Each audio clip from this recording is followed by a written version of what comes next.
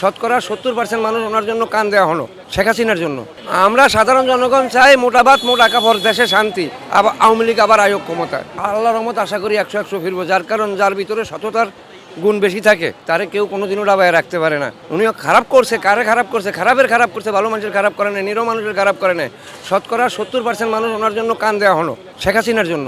কেন? তার ভালোর কারণে। সে গরিবের বয়স্ক ভাতা, বিধবা ভাতা, পেটনিক ভাতা, লিঙ্গা ভাতা, লুজা ভাতা, ভঙ্গু ভাতা সম্পূর্ণ সব দিয়া 10 টাকা ধরে রেশম খাওয়ায়া বিভিন্ন কিস্তি ফিস্তি দিয়া জনগণকে বুঝতে দেয় না যে দেশে অভাব আছে। সে মধ্যবিত্ত বা একটা বাংলাদেশ গড়িয়া দিয়া গেছে 17 বছরে। কোনো সরকারের পক্ষে সম্ভব নেই এত কিছু বাংলাদেশে করার। 52 বছর 53 বছর দেশ স্বাধীন হয়েছে, একমাত্র শেখ হাসিনা যা করে গেল বাংলাদেশের জন্য। মানুষের যত বেড়া আইলো সবাই বস্তা বইরা টারাং বইরা সব বিদেশে পাচার করলো। অত 14 পুরুষে পূর্বপুরুষ টাকাওয়ালা, ওই টাকা দিয়া কি করবো? হয়তো জনগণের খাড়া খাইতে গেছে, ওই বোঝাই যে বসে জনগণের।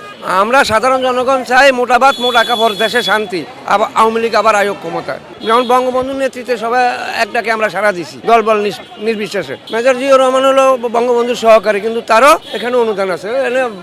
ফাঁকি ঝুঁকির কোনো কথা নাই। দেশের জন্য জান দিছে বঙ্গবন্ধু, জান দিছে জিয়াউর রহমান। আর এরা যারা আইছে এরা সবাই লুইটা কেটে খাওয়ার জন্য আইছে। কে আয়া ভালো কাজ করছে আপনি দেখান।